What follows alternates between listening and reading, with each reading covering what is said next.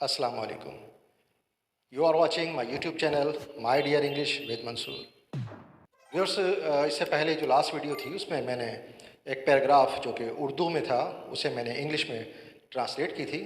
और मैंने बताया था कि ट्रांसलेट करने का मकसद ये नहीं है कि मैं ग्रामेटिकली इसको आपको बताने की कोशिश कर रहा हूँ, बल्कि बताने का मकसद ये था कि हम जब किसी भी लैंग्वेज की ट्रांसलेशन करते हैं इन your on words, whether it is in English और उर्दू, तो हम उसको कैसे ट्रांसलेट कर सकते हैं और वो क्या तरीक़ेकार हो सकता है। होता ये है अमूमन कि हमारे पास बहुत सारे वोकैब्स होते हैं, बहुत सारे वर्ड्स होते हैं जो हम पढ़ते हैं और जो हमारे जहनों में तो होते हैं, मगर हम चूँकि उसकी एक्सरसाइज नहीं करते, हम उसकी प्रैक्टिस नहीं करते, and we don't to utilize them in your own sentences. That's why we are unable to make our own sentence in a way that we could it understand. So अब हम जो है इसको ट्रांसलेट कर रहे हैं और उसके सेंस को समझने की कोशिश कर रहे हैं। तो पहले मैं उर्दू में पढ़ूंगा इस पैराग्राफ को जो मैंने 5 लाइनों पर मुश्तमिल है। इसके बाद हम एक एक करके इंशाल्लाह इसको इंग्लिश में उसकी ट्रांसलेट करेंगे।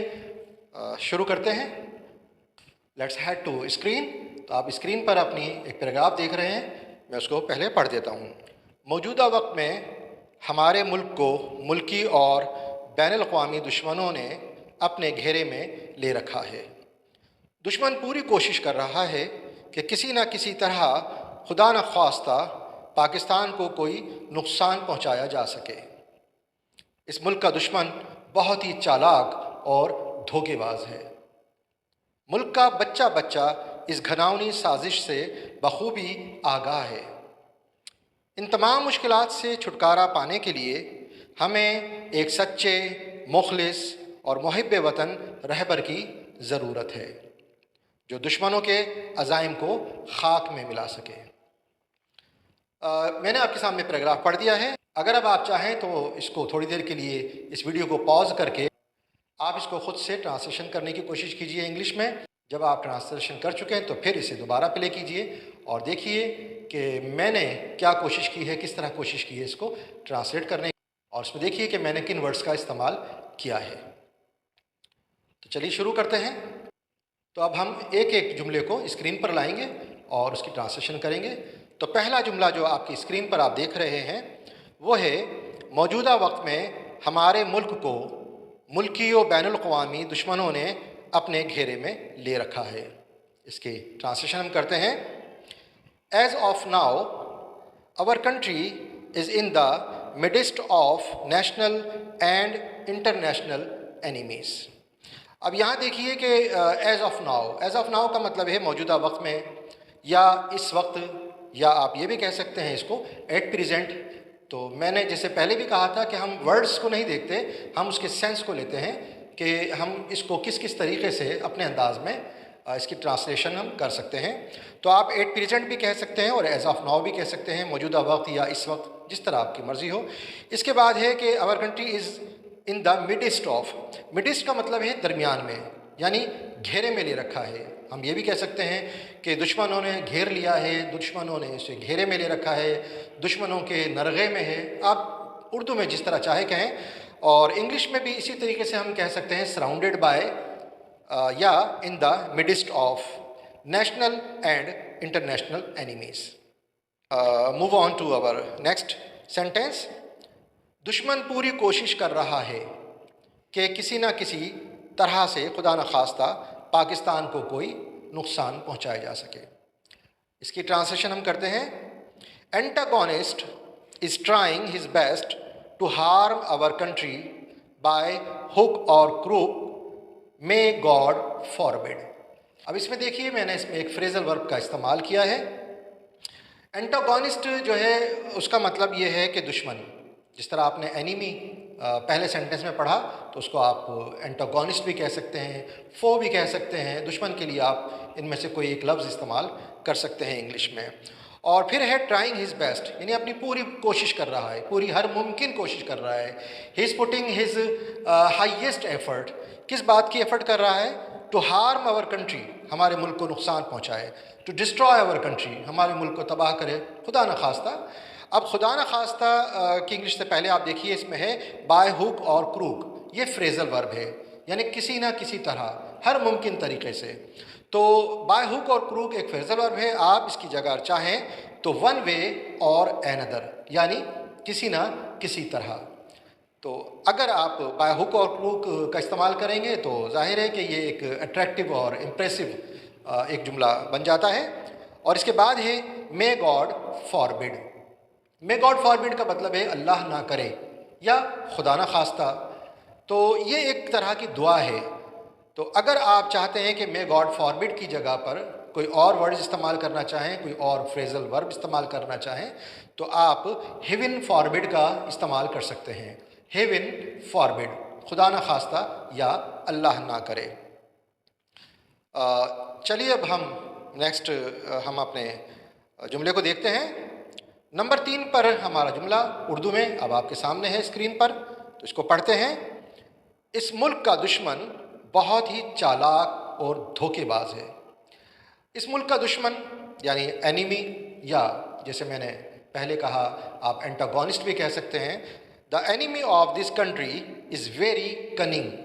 अब CUNNING, कनिंग। कनिंग का मतलब है बहुत ही चालाक है, चालबाज है, मक्कार है। आप इस जगह पे क्लेवर का इस्तेमाल भी कर सकते हैं। तो वेरी कनिंग एंड डिसाइडफुल।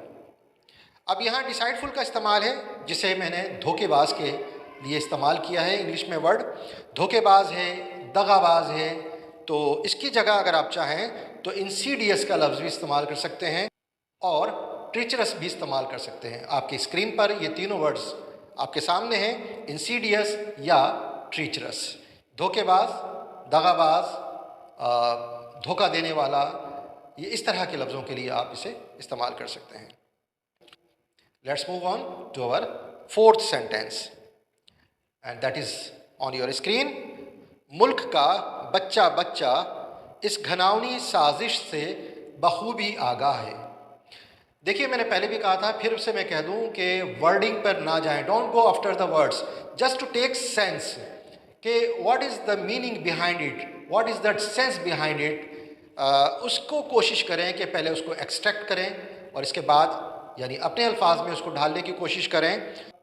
सिलेबस में जो हमने इंग्लिश पढ़ी है वो बहुत डिफरेंट होती है, उसमें इस तरह की वर्डिंग्स नहीं होती हैं। ये वर्डिंग्स तब हमारे सामने आती हैं जब हम आउट ऑफ वे जाकर ना, जैसे हम आर्टिकल्स पढ़ते हैं, न्यूज़पेपर्स पढ़ते हैं, या फिर हम कोई न्यूज़ सुनते हैं, तो एडवांस वोकैब में जाकर आपको इस लेवल पे आकर ये इंग्लिश पढ़ने को सुनने को मिलती है। तो चूँकि अब हमने क्लेवर का लफ्ज़ बहुत आम है, बहुत कॉमन है, तो जब हम कनिंग का लफ्ज़ आता है तो हम थोड़े से डिस्टर्ब होते हैं कि ये कौन सा नया लफ्ज़ आ गया।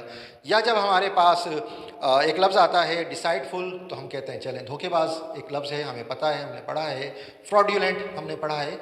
मगर दूसरे जो और लफ्ज़ हैं जैसे ट्रीचरस या इंसीडियस, इस तरह के अल्फाज भी हमें पढ़ने चाहिए सिनोनिम्स के तौर पे। मुल्क का बच्चा बच्चा इस घिनौनी साजिश से बखूबी आगाह है। अब हम इसकी इंग्लिश करते हैं। Each and every one of the country is well aware of this heinous conspiracy. अब देखिए जब मैंने लिखा है यहाँ मुल्क का बच्चा बच्चा, तो इसका मतलब ये नहीं है कि आप यहाँ पे चाइल्ड का जिक्र करें। बताने का मकसद ये है कि हर कोई जानता है, हर इंसान के इल्म में है ये बात कि हमारा जो दुश्मन है वो बहुत ही ज़्यादा साजिश करने वाला है, उसके मज़मूम मकासिद हैं, यानी हीनस कंस्पिरेसी वो कर रहा है। यानी जिसका मतलब ये हुआ कि each and every one of the country is well aware, यानी हर कोई बंदा इस मुल्क का वो जानता है, बखूबी आगाह है, उसे बहुत अच्छी तरह मालूम है। किसी तरह भी जुमला अगर लिखा हो तो आप वेल अवेयर ऑफ का इस्तेमाल कीजिए, बखूबी आगाह है, of this heinous conspiracy.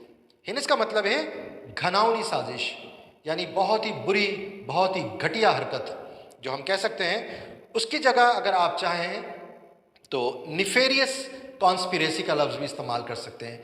Nefarious का मतलब भी है घिनौनी या बहुत ख़राब मज़मूम एक कोशिश जो कि दुश्मन कर रहा है या कोई भी कर रहा है, तो उसके लिए हम इस्तेमाल कर सकते हैं।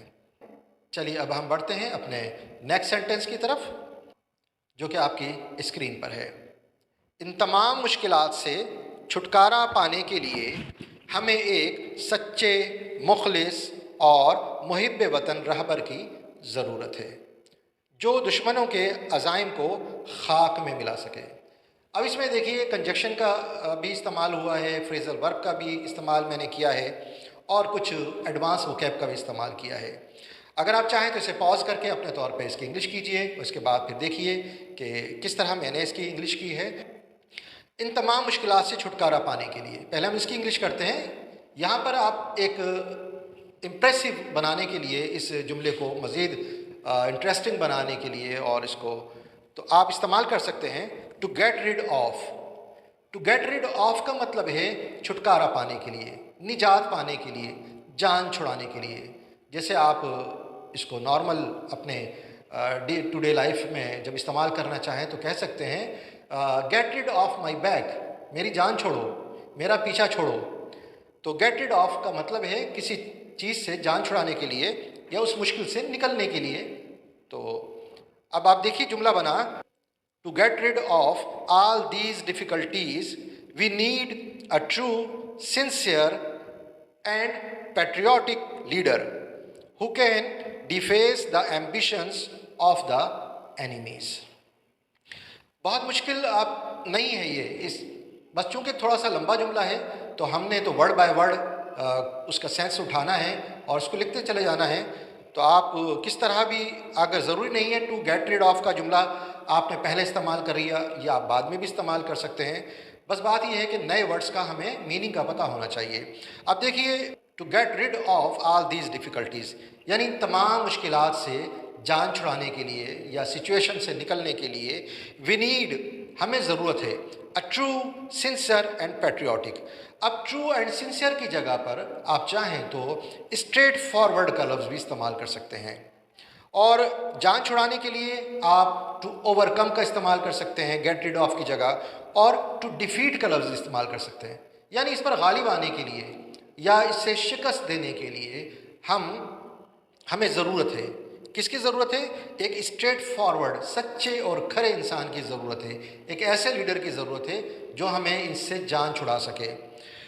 हु कैन डिफेस, जो अज़ाइम को खाक में मिला दे। डिफेस कर दे मतलब मिटा दे, नामो निशान उसका मिटा दे, उसे उसकी जो बदनीयत ही है, उसकी जो इंटेंशंस हैं, उसकी बैड इंटेंशंस को डिस्ट्रॉय कर दे, इरेडिकेट कर दे। ये तमाम जो वर्ड मैंने इंग्लिश में आपके सामने रखे हैं, एबॉलिश करना, इरेडिकेट करना या डिस्ट्रॉय करना उसकी ख्वाहिशात को, तो ख्वाहिशात के लिए आप लॉन्गिंग्स का इस्तेमाल कर सकते हैं। जैसे उसकी आरजू है, ये उसकी आरजुओं को खाक में मिला दे, उसको अज़ाइम को खाक में मिला दे या उसकी इंटेंशंस को खाक में मिला दे।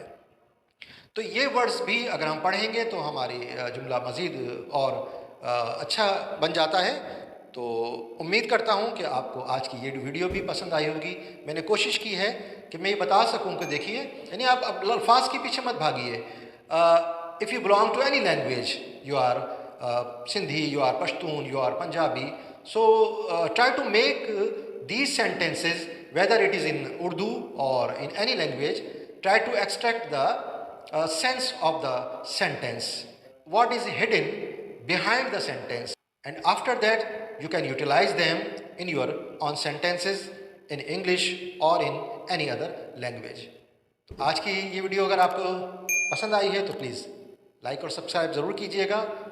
मिलते हैं इंशाल्लाह जल्दी अपनी नेक्स्ट वीडियो में। टिल देन, अल्लाह हाफिज़।